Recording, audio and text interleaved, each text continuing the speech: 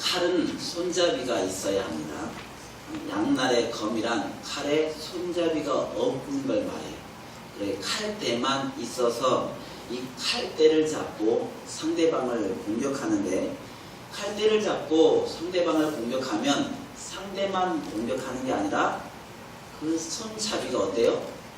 잡은 손이 나를 공격하기도 합니다. 따라서 상대를 크게 공격하면 공격할수록 나에게도 크게 해롭게 되는 거예요. 이점과 결점을 동시에 가지고 있어서 한편으로는 도움도 되기도 하지만 한편으로는 해를 입히기도 하는, 쓰기에도 어렵고 버리기에도 아까운 애매한 자를 말하는 것입니다. 사람은 누구나 장점과 단점을 동시에 가지고 있습니다. 우리가 누구에게 일을 맡길 때에는 그 사람의 장점을 보고 잘할 것을 믿고 맡깁니다. 그렇다고 결과가 항상 좋은 것만은 아니죠. 사울이 이스라엘의 초대 왕이 된 데에는 그만한 이유가 있지 않았겠습니까? 하나님이 그를 바라보시면서 이스라엘에 이만한 자가 없도다. 그는 이스라엘에서 가장 내가 쓰기 합당한 인물이었다. 그렇게 그만한 이유가 있었습니다. 하지만 시간이 흐르면서 하나님이 쓰시기에 부적절한 인물로 변질되고 만 것입니다. 그 결과 사용하지도 못하고 버리지도 못하는 양날의 검이 되고야 말았던 것입니다. 이미 택함받은 자녀가 하나님이 쓰시기에 애매한 자가 되었어야 되겠습니까? 하나님께 버림받았는데 왕이 무슨 소용이 있습니까? 왕이면 뭐합니까? 뿌리가 잘린 꽃은 이내 시들고 말 것입니다. 사랑하는 성도 여러분, 아무리 화려해 보이고 보기에 좋아 보이는 나무라 할지라도 뿌리가 없으면 오래 갈 수 없습니다. 따라서 성도의 관건은 뿌리여야 합니다. 땅에 깊이 박혀 있어야 오랜 세월을 견디는 나무처럼 하나님께 뿌리가 깊이 박힌 성도가 되시기를 주님의 이름으로 축원합니다. 블레셋과의 전투에서 승리하고 돌아오는 군인들 앞에 펼쳐진 장면은 과히 장관이었습니다. 늘 신하고 멋진 치어 걸들이 춤을 추며 악기를 연주하며 거대한 환영 파티를 해주었습니다. 사실 군인들에게는 치마만 입어도 눈이 뒤집힙니다. 전장에서는 누구를 만나면 먼저 죽여야 내가 살 수 있습니다. 전쟁은 그만큼 무섭고 치열하기에 이런 전쟁을 경험한 남자에게 보드라운 여인은 순간적으로 본능으로 돌아가게 만드는 마력이 있습니다. 사무엘상 18장 6절 볼까요? 시작! 우리가 돌아올 때 곧 다윗이 블레셋 사람을 죽이고 돌아올 때에 여인들이 이스라엘 모든 성읍에서 나와서 노래하며 춤추며 소고와 병쇠를 가지고 왕 사울을 환영하는데, 이런 환영 파티는 사실 사울이 가장 고대하던 그림입니다.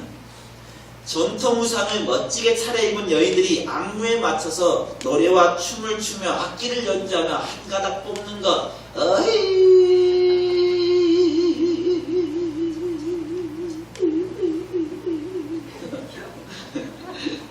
고대 전쟁에서 승리한 군인들의 노고를 취해야 하는 당시 풍습이었습니다. 이 행사를 통하여 사울은 자신의 왕권 강화와 입지를 탄탄히 다지는 계기로 삼고자 했을 것입니다. 하지만 자신의 기대와 달리 이 거울들이 사울의 가슴에 비수를 꽂아버립니다. 18장 7절 볼까요? 시작! 여인들이 뛰놀며 노래하여 이르되 사울이 죽인 자는 다윗은 자기는 천이요. 천 곱하기 천은 얼마예요? 만 곱하기 만은 얼마예요? 비교가 안 됩니다. 사울은 심히 노했습니다. 이 소리는 다윗 찬양가였습니다. 나를 비하하는 소리였습니다. 사무엘상 18장 9절 봅시다. 시작! 그날부로 사울이 다윗을 주목하여 보았더라. 이 영어의 성경은 시기하는 눈으로 보았다. 그렇게 번역하고 있습니다. 시기하는 눈으로. 이제 내게 남은 것은 왕이 자리뿐이다. 여인들의 창가는 소심한 사울을 병들게 만들어버렸고, 그날 이후로 사울은 자신보다 인기 높은 다윗을 시기하는 악한 마음으로 바라보았던 것입니다. 자신보다 남이 더 높아지는 것을 못 견디하는 사울을 보면서 여러분은 어떤 생각을 갖습니까? 사울이 언제부터 그렇게 높았습니까? 그가 왕이 된 것이 순전히 하나님의 은혜 아닙니까? 그런데 지금 그는 자신의 과거를 완전히 잊어버렸습니다. 사실 천천만 해도 과분한 것 아닙니까? 사울이 블레셋과의 전투에서 한 것이 무엇입니까? 아무것도 없습니다. 그저 벌벌 떨다가 다윗이 골리앗을 물리치는 것을 바라만 보다가 돌아온 것뿐입니다. 정작 아무것도 한 것이 없지만 그럼에도 불구하고 모든 영광을 한 몸에 받고 싶어하는 것이 문제입니다. 자신에게 돌린 천천과 다윗에게 돌린 만만을 비교함으로 견딜 수 없는 열등의식에 사로잡히고 만 것입니다. 그가 하나님으로부터 버림받은 결정적인 이유가 바로 이런 교만입니다. 당시 여인들은 가정 밖에서 일어나는 일을 잘 모르던 시절입니다. 이런 시절임을 감안한다면 그런 여인들이 이렇게 노래했다는 것은 하나님으로부터 버림받은 자가 결국 사람에게도 버림받게 됨을 보여주는 것입니다. 그날 이후 사울은 평생 시기의 노예가 되어 남은 생을 보내게 됩니다. 하나님께 버림받았다고 해서 그 결과가 즉시 나타나지 않을 수도 있습니다. 하지만 반드시 세력의 약화는 물론 사람들에게도 버림받게 된다는 사실을 명심해야 합니다. 사울의 이런 마음이 사람의 마음이 돌아선 것을 우리는 결코 가볍게 여겨서는 안 됩니다. 다윗은 자기 아들 압살롬에게 쫓겨서 피난 가는 신세가 되었을 때에 자신을 조롱하는 시므이의 저주를 들으면서 자신을 돌아보고 겸허히 하나님의 뜻을 읽으려고 노력했습니다. 사무엘하 16장 11절에서 12절 한번 볼까요? 다 시작. 또 다윗이 아비새와 모든 신하들에게 이르되 내 몸에서 난 아들도 내 생명을 해하려 하거든 하물며 이 베냐민 사람이랴. 여호와께서 그에게 명령하신 것이니 그가 저주하게 버려두라. 혹시 여호와께서 나의 원통함을 감찰하시니 오늘 그 저주 때문에 여호와께서 선으로 갚아주시리라. 잘되는 사람의 특징, 하나님의 사람의 특징은 언제나 자신을 돌아보고 겸허히 수용한다는 것입니다. 사람들과의 관계가 나빠질 때에 누군가를 원망하기보다는 자기 자신을 돌아볼 수 있어야 합니다. 그것이 하나님과의 관계를 회복하는 길이며 그런 일련의 과정 속에서 신앙의 진주, 신앙의 보석이 탄생하는 법입니다. 과연 사울이 그가 다윗과 비교당했기 때문에 시기가 생겨난 것일까요? 사울이 죽인 자는 천천이란 이 말 속에는 사울이 백성의 구원자로 백성을 적으로부터 구원해내는 구원자로 부름받은 그의 사명자임을 우리는 알 수 있습니다. 그런데 그는 이런 자기 사명을 열심히 감당하지도 않았을 뿐더러 더더욱 하나님을 의지하지도 않았습니다. 자기 능력으로 승리하려고 했기 때문에 능력 없음을 한탄하고 벌벌 떨고 두려워했던 것입니다. 엘라 골짜기 전쟁에서뿐만 아니라 믹마스 전투에서도 전투에서 구원자로 역시 전사로서 열심히 싸운 것이 아니라 오히려 회방꾼이 되고야 말았습니다. 요나단이 아니었더라면 그는 분명 패하고 말았을 전투를 하고 맙니다. 사실 다윗이 골리앗을 죽이지 않았더라면 이스라엘은 블레셋의 종이 되고야 말았을 것입니다. 누구보다도 왕 사울이 가장 먼저 욕보임을 당했을 것입니다. 그런데 다윗의 승리로 비록 천천히지만 백성들의 환희의 계가를 들을 수 있게 되었고 더욱더 왕권도 보장받을 수 있었으니 다윗에게 얼마나 큰 은혜를 받은 것입니까? 이 전쟁의 가장 큰 수혜자는 바로 사울 자신이었던 것입니다. 다윗에게 나라의 절반이라도 주어야 할 처지 아닙니까? 하지만 그는 이런 인간적인 도리를 다하지 않을 뿐더러 오히려 다윗을 죽이려고 갖은 방법을 다 동원했습니다. 그의 발목을 잡은 것이 무엇입니까? 시기심입니다. 뭐라고요? 시기심. 시기심은 그의 이성을 마비시켜버렸습니다. 공로자를 원수로 만들어버렸고 원수가 되니 이제 수단과 방법을 가리지 않고 죽여야 했습니다. 실제로 사울은 자기의 전 인생을 걸고 다윗을 쫓아서 죽이려고 하는데 전 인생을 낭비하고야 말았습니다. 시기심에 대해 성경은 하나님 나라의 유업을 받지 못하는 성품이라고 규정하고 있습니다. 갈라디아서 5장 19절에서 21절이 우리에게 주시는 말씀을 깊이 새기시길 바랍니다. 같이 시작. 육체의 일은 분명하니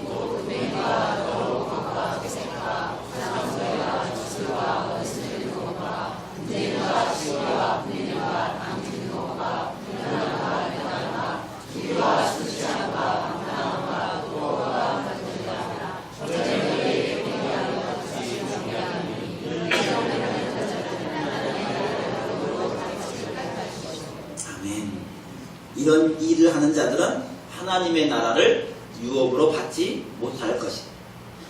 독한 시기와 다툼은 진리를 거스리는 것으로 야고보서 3장 14절에서 16절로 우리에게 알려준다. 시작. 그러나 너희 마음속에 독한 시기와 다툼이 있으면 자랑하지 말라. 진리를 거슬러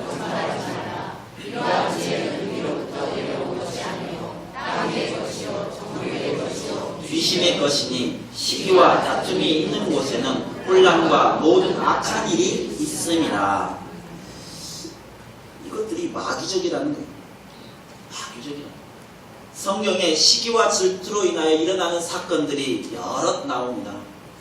가인이 동생 아벨을 죽인 것, 형 에서가 평생을 동생 야곱을 죽이려고 혈안이 된 것, 사두개인들과 바리새인들이 예수님을 십자가에 못 박게 내주는 것, 이 모든 것의 원인이 바로 시기심이었다는 것입니다. 마가복음 15장 9절에서 10절에 보니까 빌라도도 알았습니다. 이는 그가 대제사장들이 시기로 예수를 넘겨준 줄 압니다. 마태복음 27장 17절에서 18절 볼까요? 다 같이 시작. 그들이 모였을 때에 빌라도가 물어 이르되 너희는 내가 누구를 너희에게 놓아주기를 원하느냐? 바라바냐 그리스도라 하는 예수냐 하니 이는 그가 그들의 시기로 예수를 넘겨준 줄 압니다. 유대 지도자들의 시기심은 빌라도도 한눈에 알아볼 정도였습니다. 교회를 무너뜨리는 대부분의 주범이 바로 시기심에서 자유롭지 못하다는 사실을 알아야 합니다. 사랑하라 이 말씀을 실천할 때에 누구를 사랑할 것인가? 사랑의 대상의 문제가 발생합니다. 그런데 교회 안에 대상이 여럿이라는데 문제가 있습니다. 여러 사람에게 동일한 사랑을 나타내기란 여간 어려운 게 아닙니다. 따라서 더 사랑하는 대상, 덜 관심 가는 대상이 생기는데 문제가 발생합니다. 인간이 사는 집단에서 비교는 너무나 자연스러운 현상입니다. 비교는 자연스럽지만 여기에 열등감이 들어가면서 시기심이 만들어집니다. 즉 시기는 비교의식과 열등감의 합작품인 것입니다. 사울이 이런 시기심에 사로잡힌 것은 그의 열등감을 알아챈 사탄이 그에게 힘있게 역사했기 때문이라고 성경이 분명히 밝히고 있습니다. 사무엘상 18장 9절에서 10절 볼까요? 시작. 그날부로 사울이 다윗을 주목하였더라. 그 이튿날 하나님께서 부리시는 악령이 사울에게 힘있게 내림에 그가 집안에서 정신없이 떠들어대므로 다윗이 평일과 같이 손으로 수금을 타는데 그때에 사울의 손에 사탄이 좋은 먹잇감을 놓칠 리 없습니다. 그런데 이런 사울의 시기심이 과연 언제부터 출발한 것일까요? 왕위에 오른 지 2년 정도 흘렀을 때에 블레셋과의 전투에서 제사장만이 드려야 하는 제사를 자기 마음대로 심리한 데서 비롯된 것입니다. 사무엘상 13장 13절에 보면 사무엘이 사울에게 이른다. 뭐라고 합니까? 왕이 악령되어 있나이다. 14절 보니까 왕의 나라가 길지 못할 것이라. 즉 그의 실패는 예배의 실패에서 비롯된 것입니다. 예배의 실패로 그는 사무엘에게 왕이 폐위 선언을 듣게 됩니다. 그로부터 그는 자기가 언제 왕위에서 물러나야 할지 항상 불안했습니다. 그래서 자기보다 잘 나가는 사람을 볼 때 못 참아했습니다. 다윗을 보고 사무엘의 예언이 현실로 다가옴을 느끼자 더욱더 불안해했고 그래서 다윗을 힘써 죽이려고 애썼던 것입니다. 안타깝게도 그는 다윗이 하나님과 함께하는 자임을 알고 있었습니다. 그럼에도 불구하고 그를 죽임으로 자기의 왕권을 유지하려고 애썼던 것입니다.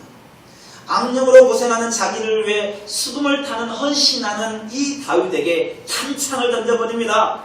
다윗만 죽이면 자기의 왕권이 지켜질 줄 알았던 것입니다. 자기 손으로 다윗을 죽일 수 없게 되자 자기 딸 미가를 미끼로 블레셋 사람의 양피 100개를 베어오면 미가를 주겠다고 제안합니다. 전쟁에 능한 블레셋 사람들의 손에 죽이려는 계략이었던 것이죠. 그러나 누가 다윗을 죽일 수 있단 말입니까? 다윗은 미가를 사랑함으로 블레셋 사람 양피 100개가 아니라 200개를 베어서 사울 왕에게 바칩니다. 그리함으로 사울의 사위가 되고야만 원수의 가족이 된 것이죠. 그런데 사무엘상 18장 28절 보니까 여호와께서 다윗과 함께 계심을 누가 보고 알았다? 사울이 보고 알았다.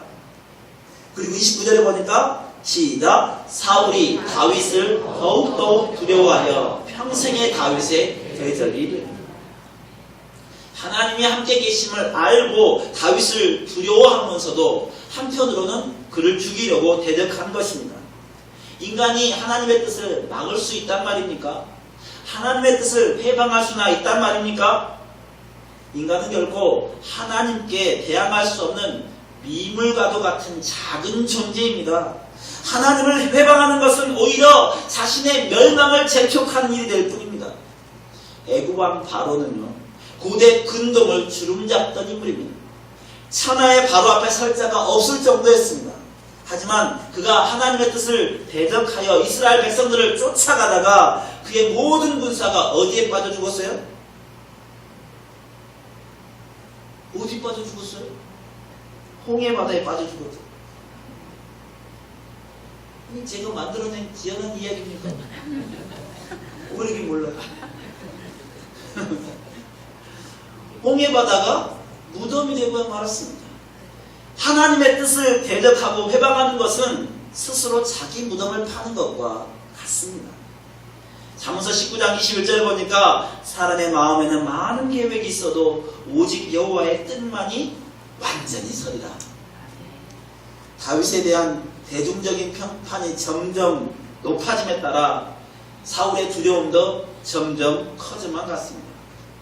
다윗을 제거하려는 악한 감정을 공공연하게 드러내고 맙니다. 사무엘상 19장 1절 볼까요? 시작. 사울이 그의 아들 요나단과 그의 모든 신하에게 다윗을 죽이라 말하였더니 사울의 아들 요나단이 다윗을 심히 좋아하므로 사울 왕은 아들 요나단과 모든 신하들에게 다윗을 만나면 어떻게 하라? 옆 사람을 향해서 다윗을 만나면 어떻게 하라? 죽여버려라. 하지만 요나단이 누구입니까? 다윗을 심히 사랑하는 자라 성경이 소개하고 있습니다. 하나님이 다윗과 함께함을 본거로 다윗의 팬이 되고 말았습니다. 여러분 누구의 팬이 되고 싶습니까? 배영준? 이병헌? 시문화가 예뻤는데 안 나와. 저는 윤하의 팬입니다.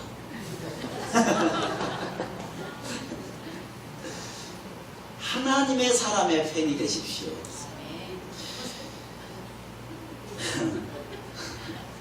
죄송합니다.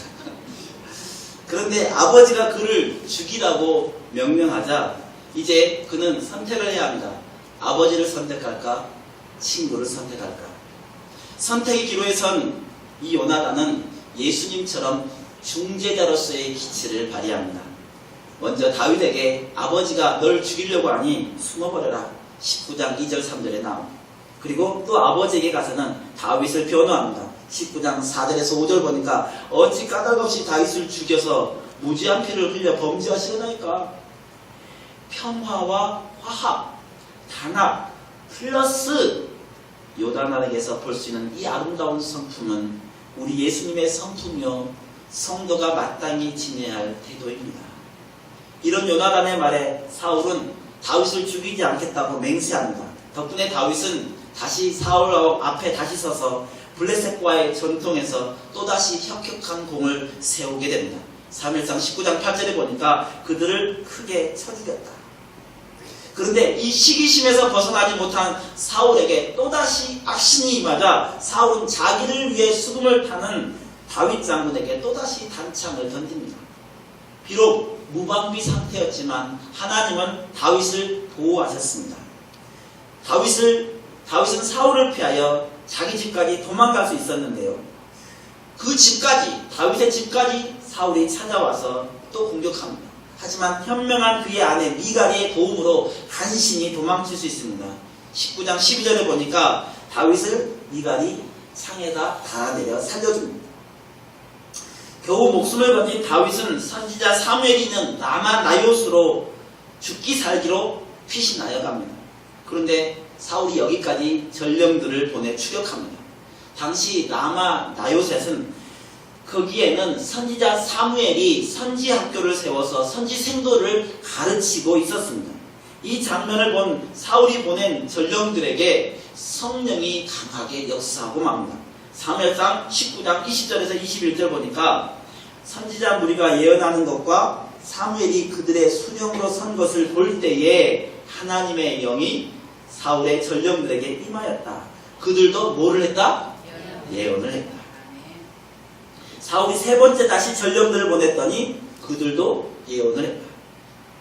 그럼 이 예언의 소식을 듣고 선지학교를 사울 자신도 찾아갑니다. 19장 23절 24절에 보니까 그 장면을 바라본 사울도 성령이 임합니다. 사무엘과 함께 하시는 성령이 그를 찾아온 모든 무리에게 대상을 막론하고 다 성령이 임해 주셨습니다. 우리는 여기에서 성령의 충만한 자, 성령의 역사하심은 성령 충만한 자와 같은 장소에 있기만 해도 경험되는 것임을 우리는 알 수 있습니다. 따라서 우리가 누구와 어떤 장소에 한 공간에 있느냐가 대단히 중요한 것입니다. 이런 엄청난 성령의 능력을 경험했으면 이제 돌아올 만도 되지 않았습니까? 더군다나 사무엘을 만나서 성령의 능력으로 예언도 경험했습니다. 하지만 사울은 또다시 악령에 사로잡혀서 다윗을 죽이려고 또 찾아다녔고 또 여기에 라마 나요스에서 다윗은 또다시 피난하기를 해야 했습니다. 20장 1절입니다. 라마 나요스에서 도망하여 요나단에게 말합니다. 내가 무엇을 했냐? 내 죄가 무엇이냐? 내 아버지 집에서 내가 무엇을 했게? 니네 아버지가 나의 생명을 찾으려고 하느냐? 한탄을 합니다. 그런데요, 사울은 심지어 다윗을 변호하는 자기 아들 요나단을 죽이려고 단창을 던집니다. 사무엘상 20장 31절 33절 볼까요? 요나단이 그의 아버지 사울에게 대답하여 이르되 그가 죽을 일이 무엇입니까? 무엇을 행하였습니까? 33절 시작. 사울이 요나단에게 단창을 던져 죽이려 하니라.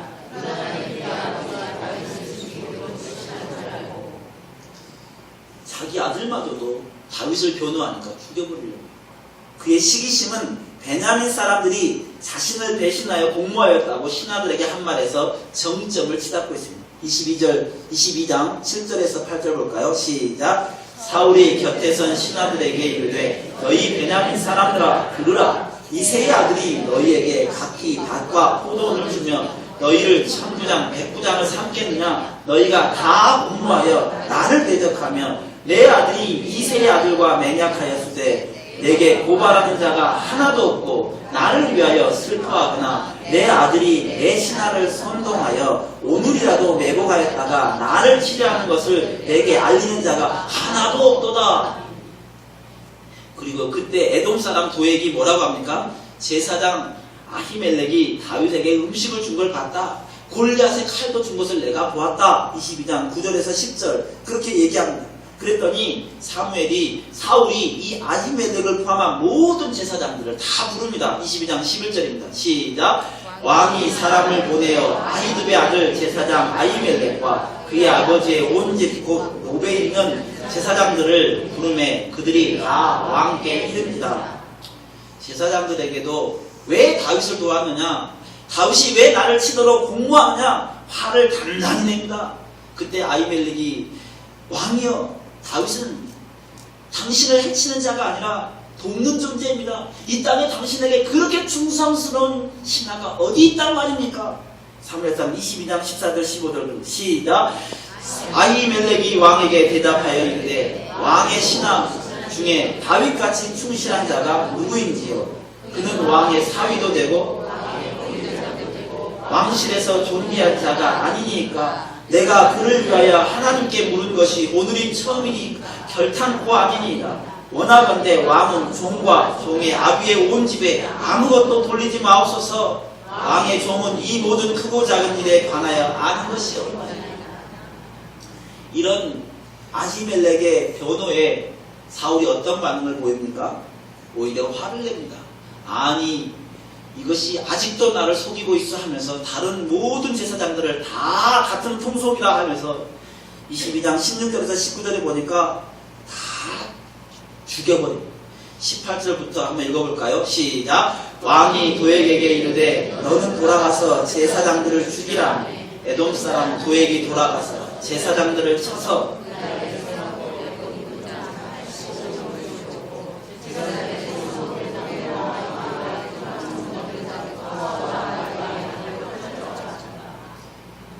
사울은 양날의 검을 자유자재로 휘두릅니다. 천하에 두려울 것이 없는 누구예요? 누구? 역사적으로 히틀러, 레닌, 스탈린, 마오쩌둥, 또 누구예요? 김일성과 같은 독재자 중에 독재자가 되고 맙니다. 23장 21절에서 23절 볼까요? 시작. 사울이 이르되 너희가 나를 긍휼히 여겼으니 여호와께 복받기를 원하노라. 어떤 사람이 내게 말하기를 그는 심히 지혜롭게 행한다 하니 너희는 가서 더 자세히 살펴서 그가 어디에 숨었으며 누가 거기서 그를 보았는지 알아보고 그가 숨어있는 곳을 탐하고 실상을 내게 보고하라. 유다 몇천 명 중에서라도 그를 찾아내리라. 내가 반드시 그를 찾아내리라.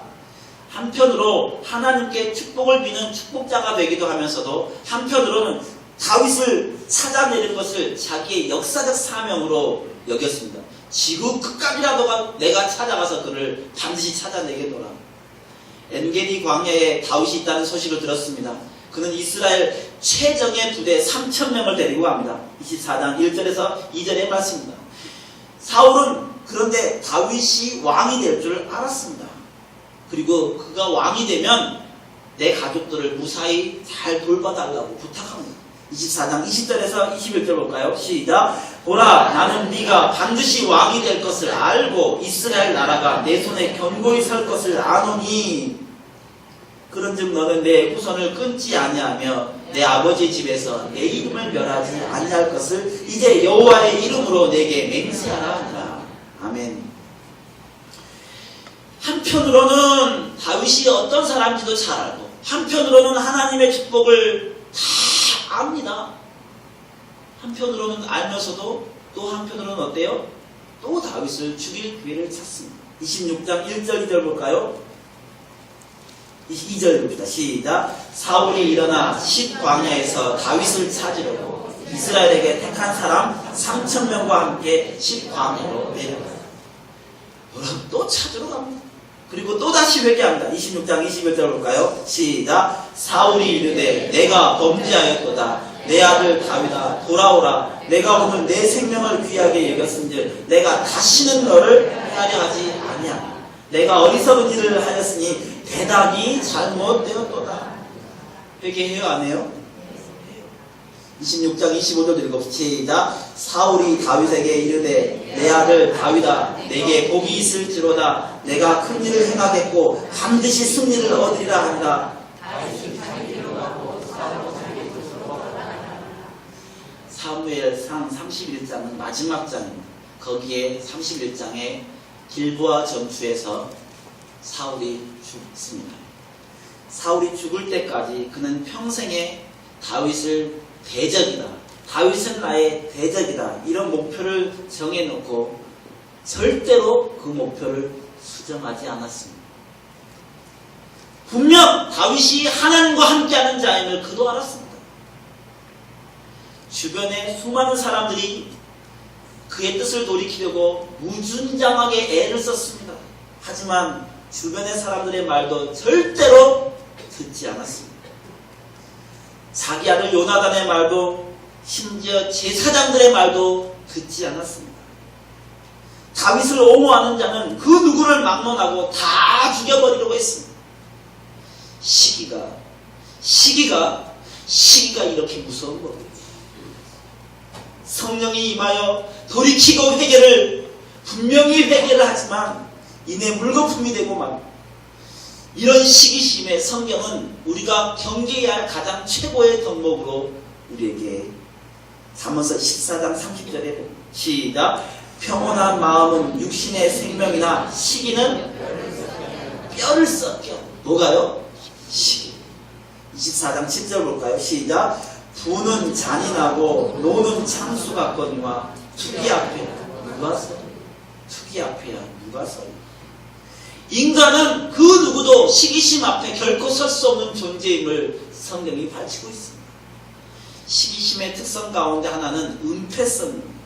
자신이 시기하고 있다는 사실을 잘 인정하려 들지 않는다는 뜻입니다. 누구의 조언도 통하지 않은 고집성을 가지고 있습니다. 그래서 사도 바울도 이런 시기심이 하나님 나라와 전혀 다른 특징임을 성경이 우리에게 갈라디아서 5장 20절에서 21절 우리에게 분명하게 이런 일을 하는 자들은 하나님의 나라를 결코 유혹으로 받지 못한다 명시하고 있습니다.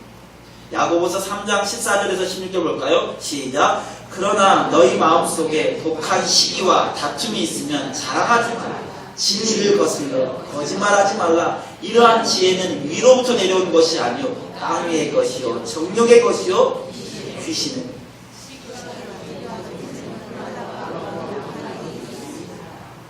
시기가 뭐다? 악한 일을 만드는 공장이다.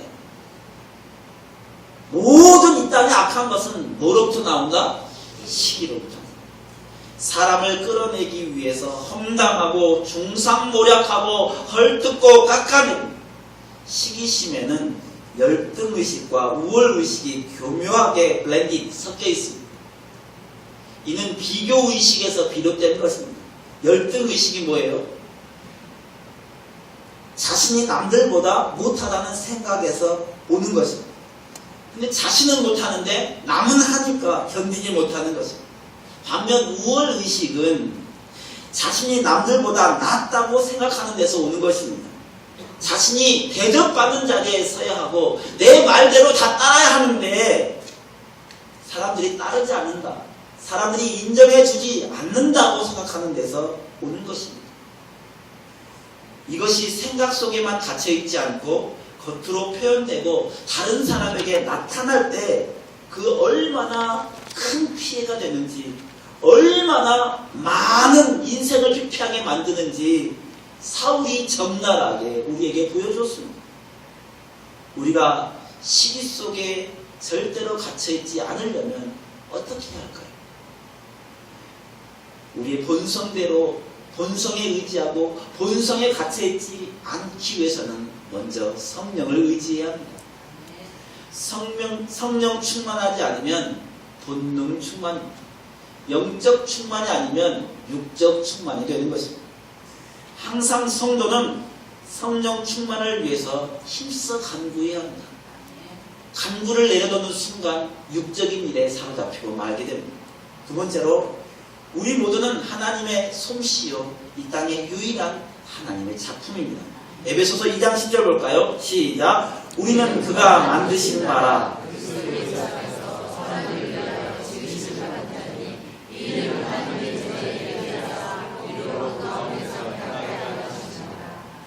상품은 똑같은 것이 여러 개가 있습니다. 하지만 작품은 이 땅에 오직 하나뿐입니다.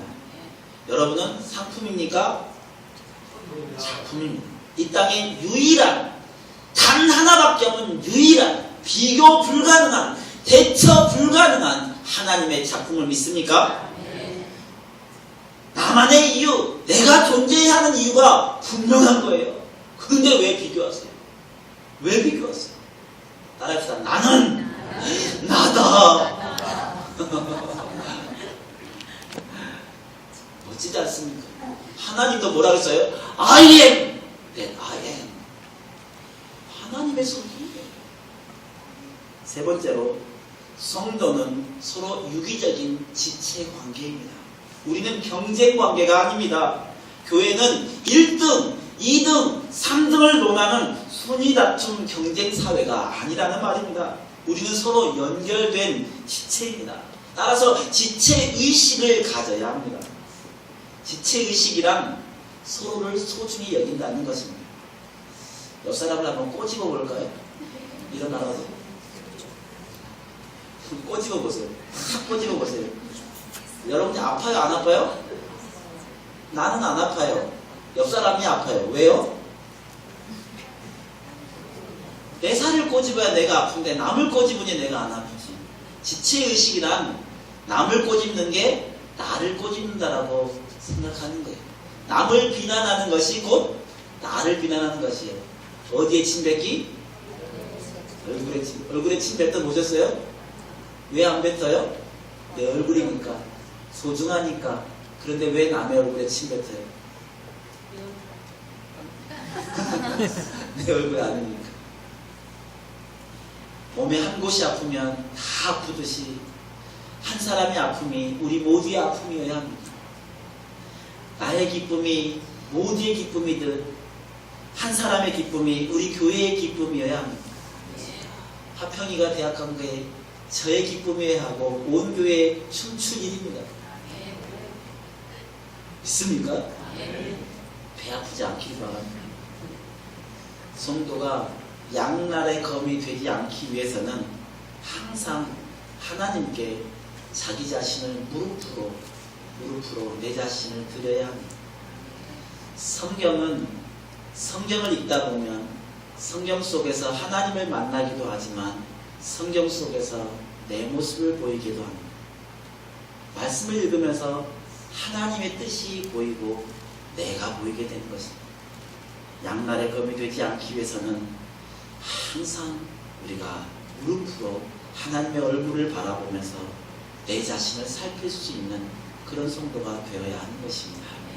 내 자신을 드릴 때에 주께서 반드시 저와 우리 농현제자교회를 든든히 세워주실 것을 믿습니다. 말씀을 생각하시고